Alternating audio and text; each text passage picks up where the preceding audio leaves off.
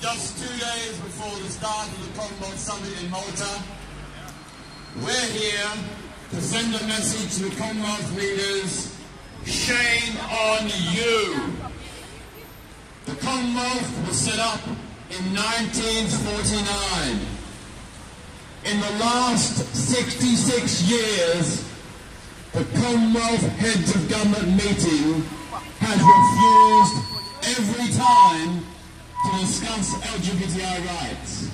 They won't even discuss our rights, let alone support them. Shame on the Commonwealth! Shame on the Commonwealth! Shame on the Commonwealth! Shame on the Commonwealth! Our message is very clear. It's about time. It's about time the Commonwealth not only discussed but supported LGBTI human rights. Their silence, their inaction is a shame on the Commonwealth. It sent a signal to persecutors in the 40 Commonwealth countries that what they're doing doesn't have the sanction of the Commonwealth.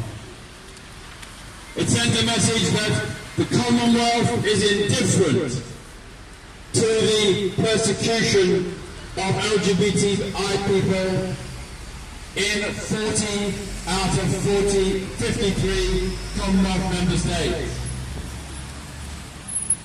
That's a sad fact. The Commonwealth has 53 member states and 40 of them criminalise same-sex relations. That's 75% of Commonwealth member states persecute people because of their sexual orientation and gender identity. That is a violation of the Commonwealth Charter, which is pledged to support individual freedom, human rights, equality, and non-discrimination. My question is, what is the point of the Commonwealth Charter if member states can routinely violate it by persecuting their LGBTI citizens? 90% of Commonwealth citizens live in Commonwealth countries where homosexuality is punishable by imprisonment. 7 Commonwealth countries stipulate life imprisonment for same-sex relations. In parts of 2 countries, Pakistan and Nigeria, where Sharia law prevails, LGBTI people can be put to death. That is an utter shame in the 21st century to happen in any country, but especially in the Commonwealth, which proclaims it is an organisation, an association of nations committed to equality and non-discrimination for all its citizens. And what is the impact of this criminalisation in 75% of Commonwealth countries?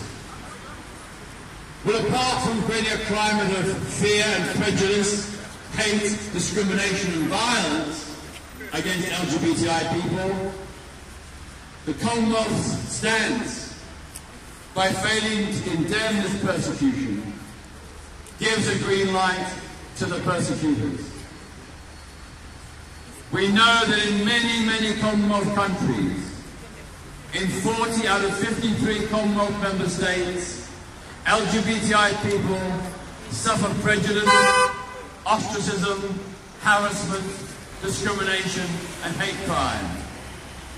And in none of these countries do they have redress via the police and courts. Because the police and courts in 40 out of 53 Commonwealth states are themselves homophobic. They support the persecution of gay people. So when gay people are victims of hate crime and violence, those countries, their courts, their police do nothing. We say to the Commonwealth, It's time you got your act together. If you believe in human rights, as you say, it's time you defended the human rights of lesbian, gay, bisexual, transgender and intersex people. We are Commonwealth citizens too. We deserve respect, dignity, equality and protection against discrimination and hate crime. We know, of course, that the anti-gay laws in most Commonwealth countries were originally imposed by Britain in the 19th century during the colonial era. That is the poisonous legacy of colonialism. But colonialism is now ended. These Commonwealth nations are now independent, self-governing nations. It's time they ditched the anti-gay laws that were imposed upon them by Britain during the colonial era in the 19th century. It's time that they followed the principles not only of the Commonwealth, but also of the African Charter on Human and People's Rights. The African Charter on Human and People's Rights states very clearly that every African citizen is entitled to equal treatment and protection against discrimination. Yet we also know that the African Charter is routinely violated by most African member states. We're not telling African nations what to do, we're simply saying we support African people, gay and straight, who believe in LGBTI equality.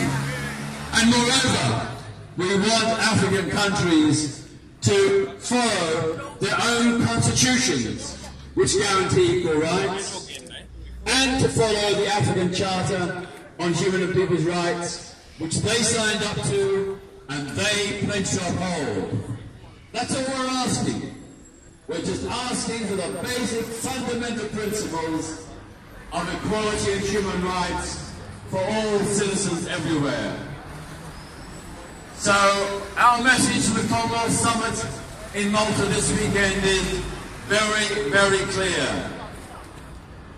After 66 years of refusing to say a word against the persecution of lesbian, gay, bisexual, transgender and intersex people, it is time the Commonwealth spoke out for equality and condemned those member states who violate the Commonwealth Charter by imprisoning and jailing their LGBTI citizens. That's only fair, only right. LGBTI people in the Commonwealth deserve respect, deserve equality. The Commonwealth, it's your time to speak out now. Thank you.